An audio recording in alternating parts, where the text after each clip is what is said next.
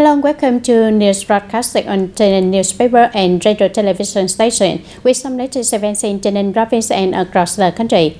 Ladies and gentlemen, on the afternoon of June 24, Deputy Prime Minister Nguyễn Chí Dũng chaired a meeting to implement solutions for reviewing, evaluating, operating and developing information systems that support government's leadership, administration and citizens and businesses in line with the new administrative unit restructuring model.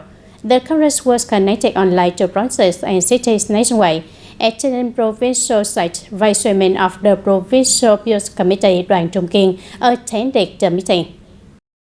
In the conference, the Ministry of Science and Technology reported on the review, evaluation, operating and development of 5 key information systems to support the government leadership, administration and the services for citizens and businesses in accordance with the requirements of the new administrative unit model. The Deputy Prime Minister Nguyễn Chí Dũng directed the Ministry of Public Security to take the lead and coordinate with the Ministry of Science and Technology, the Government Affairs and all the relevant ministries and agencies to draft and submit a government resolution on promoting the creation of data to support comprehensive digital transformation, as instructed by the Prime Minister. And the Ministry of Finance is to lead and work with the Central Party Affairs, the Government Affairs and other ministry equivalent level agencies and provincial and municipal people's committees to issue a document announcing the list of administrative unit codes in Vietnam after the merger. And this task is to be completed by June 25th of 2025. The Prime Minister and Secretaries were also instructed to review, invest in, operate and develop e-government information system under their management. On the afternoon of June 24, Acting Chairman of the Provincial Peace Committee Nguyễn Hồng Thanh chaired a conference to conduct a trial operation and draw lessons from the activities of the commune-level organizational structure under the new two-level local government model. During the trial, the Provincial Peace Committee connected and operated with newly restructured commission works, including Tân Ninh, Gò Dầu, Tân Châu, Tân Biên, Bến Cầu, and Bình Châu. The trial focused on governing through the provincial level online conferencing system connected to the commission works, the operational process of the task management system, and the submission and resolution of administrative procedures at commune level public administrative service standards. During the trial, Acting Chairman Nguyễn Hồng Thanh instructed that commune level officials who had received training should continue guiding other officials. If there are uncertainties while using the new document management software, they should contact the technical department of the Department of Science and Technology for further support. He also requested that the Department of Science and Technology establish a standing team to address any issues arising at the commune level. For departments and sectors with administrative procedure portfolios, once they are officially announced by central ministries, they must quickly coordinate with the Office of the Provincial Peace Committee to publish the updated administrative procedures at both provincial and commune levels. Mr. Nguyễn Hồng Thanh also emphasized that all localities must overcome any difficulties to effectively implement the new system and ensure smooth operation starting from July 1st.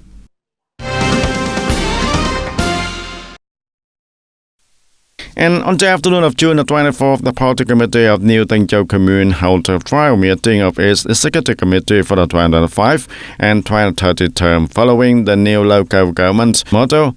And the event attended by Ms. C. Nguyễn Thị Xuân Hương, member of Provincial Party Standing Committee and head of Provincial Propaganda and Mass Mobilization Commission. This trial meeting served as the thorough preparation for an important political event, reflecting the determination of the party authorities and the people of Tân Châu to build a strong political system suited to the new development demands. In her remarks, Ms. Nguyễn Thị Xuân Hương emphasized the need for responsibility, unity, innovation, and adaptability among the local officials and party members to overcome the challenges and better serve the public. Ladies and gentlemen, one of the most important topics and a matter of great public interest at the night session of the 15th National Assembly was the decision to approve the resolution on the reorganization of provincial level administrative units in 2025. Accordingly, after the reorganization, Vietnam will have 34 provincial level administrative units, including 28 provinces and 6 centrally governed cities. This resolution is expected by the public to usher the country into a new era with a 100-year strategic vision. On June 12, 2025, the National Assembly made a historic decision to raise the button and officially approve the restructuring of the provincial level administrative units. This is a momentous event for the party and the state, carrying profound political significance and sacred duty, and a sacred duty injustice to the 15th National Assembly by history. The merging of functions aims to create new driving forces, new potentials, and new development space.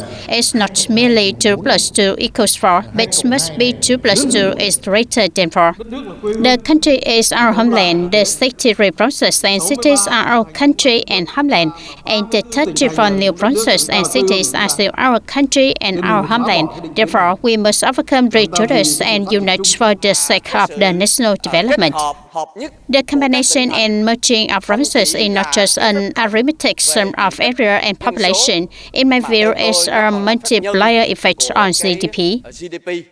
Immediately after the National Assembly raised the resolution, National Assembly Chairman Trần Thanh Mẫn signed and promulgated the resolution, which took effect immediately. This allows relevant agencies to begin preparations in terms of personnel, officials, headquarters, and other necessary conditions to ensure the new organizational model is operational by June 1st. The resolution on reorganizing provincial level administrative units in 2025 is expected to open up vast new development opportunities for the country and fulfill the long-standing aspirations of voters nationwide. Turn to other remarkable news. Ladies and gentlemen, following the directives of the government and the Ministry of Industry and Trade, TayNinhTV province is actually and comprehensively implementing the plan to realize the 2025 import-export strategy, aiming to promote stable, sustainable growth in import-export activities and provide timely support to businesses amid deep international integration.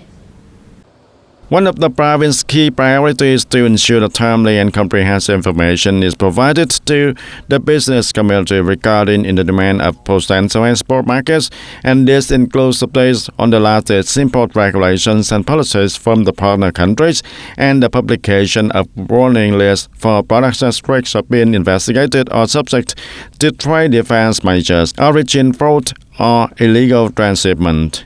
The departments and sectors at all levels in the province are also focusing on synchronously implementing solutions to create favorable conditions for businesses to reach international markets, enhance competitiveness, and proactively adapt to the increasing global trade barriers. In recent times, TayNinhTV province has continued to prioritize digital transformation and IT application to enhance the efficiency of state administration and improve public service delivery. Since the beginning of the year, the province has focused on administrative procedure reform, improving the business environment, and effectively implementing the 2020-2025 program to simplify regulations related to production and business activities. It has also promoted the one-stop shop and interconnected administrative service model.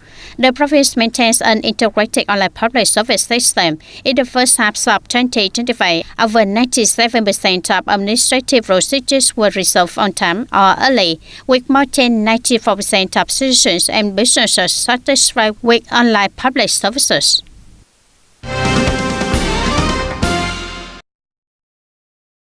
And in the first half of 2025, TayNinhTV province agricultural sector remains stable with notable progress in crop production, livestock, and new rural development.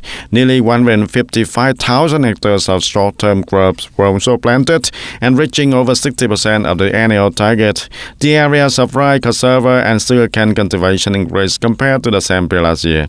The livestock production saw positive signs with over 536,000 cattle and 10.3 million poultry, a 6.3% increase year-on-year.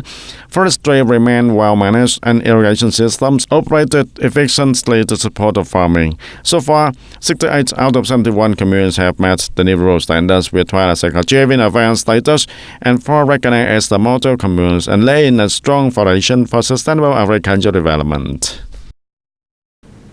Ladies and gentlemen, the merger of the provincial level administrative units is a strategic move aimed at streamlining government apparatus, optimizing resources, and promoting sustainable development.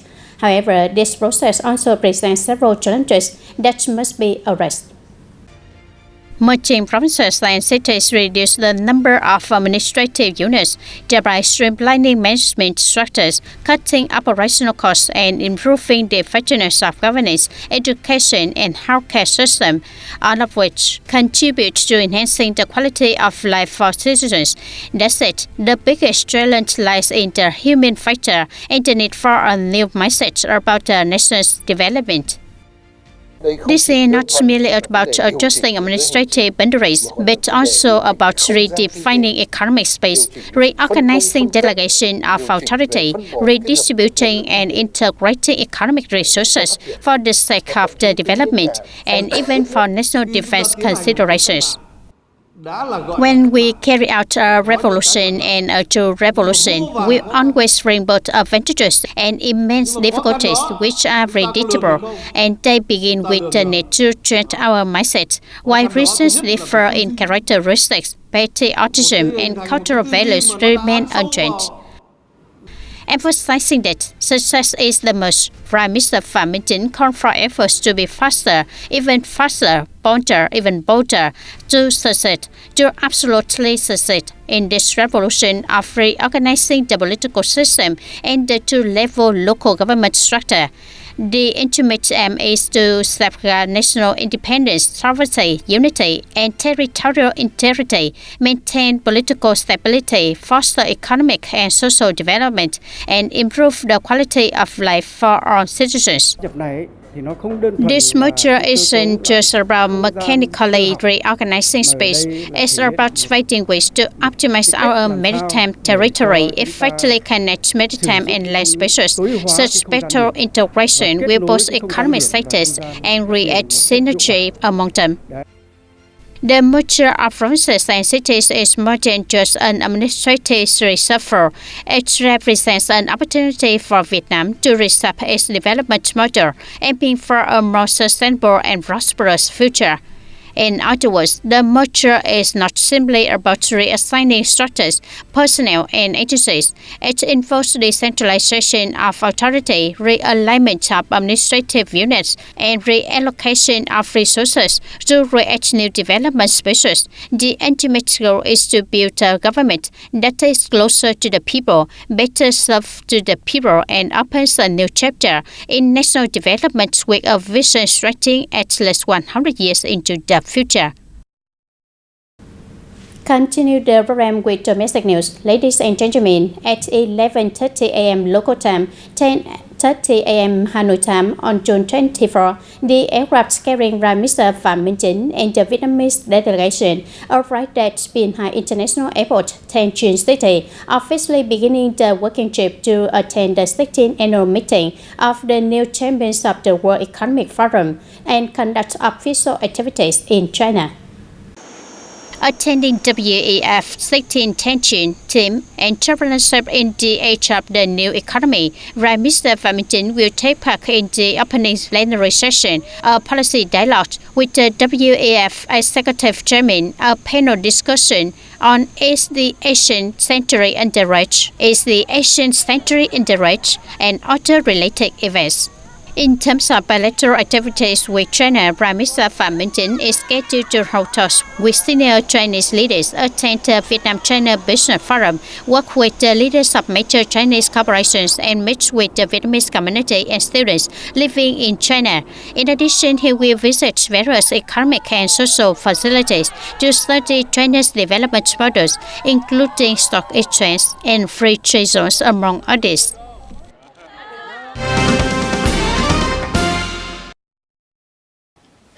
On June 24, with 418 out of 423 participating delegates voting in favor, the National Assembly officially approved the amended law on public officials and civil servants. According to assessments, the newly approved law completes regulations aimed at building a unified, interconnected, and synchronous public service system from the central to the commune level, without distinction between officials and civil servants at the commune and provincial levels. Notably, the law improves mechanisms to attract high-quality human resources and policies for talented individuals in public service activities. Accordingly, it has policies for two groups, attracting high-quality human resources and talented individuals into the public sector. And the amended law on carriers and civil servants was passed. On the sidelines of the session, National Assembly deputies highly appreciated the changes and expressed their hope that once implemented, it will help set a professional, efficient, and effective public administration. One of the most notable breakthroughs in the amended law is the performance-based evaluation of the civil servants, particularly based on outcomes that directly benefit businesses and citizens. Previously, many agencies had evaluation criteria for staff, but they often remain vague or merely symbolic. As a result, most civil servants were uniformly rated as meeting expectations regardless of actual performance, and under revised law, evaluations will now be based on the deliverables and individual creativity. As the head of an agency, I will apply scientific performance criteria and management software. It's no longer about assigning tasks and checking completion. Officials must now proactively propose and take ownership of their assigned responsibility. Decentralization is now clearly defined. If a civil servant passively waits for instruction from above, that's not effective. And they must actively set tasks, define deadlines, and meet or exceed the expectation to be worthy public officials. The civil servant evaluations must now be substantive, using country criteria tied to the job outcomes. Evaluation results will serve as a basis for rewards, income increases, and reassignment to lower position, or even termination. It is expected to motivate the civil servants and bring the real improvements in public service quality. I'm particularly pleased that the performance evaluations will affect bonus income for civil servants, and it is a major source of encouragement for us in performing our duties. And while we don't work just for extra pay, it's a significant moral boost that helps us do our jobs even better.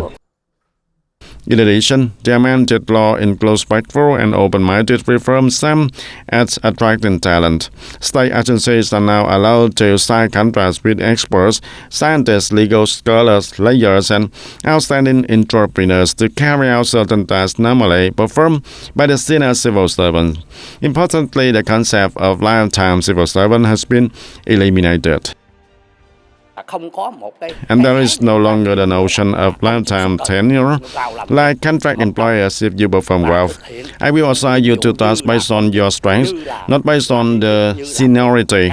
And you might start as a junior staffer, but if you are capable, you can be promoted to a leadership position, and it is a major shift compared to before. And with these groundbreaking changes, the amended law on the courts and civil servants is expected to soon take effect in practice and helping to build a modern, professional Vietnamese civil service that operates for the development of the nation and in the service to the people. And that's all for today, TTV News. Thank you for being with us, and goodbye for now.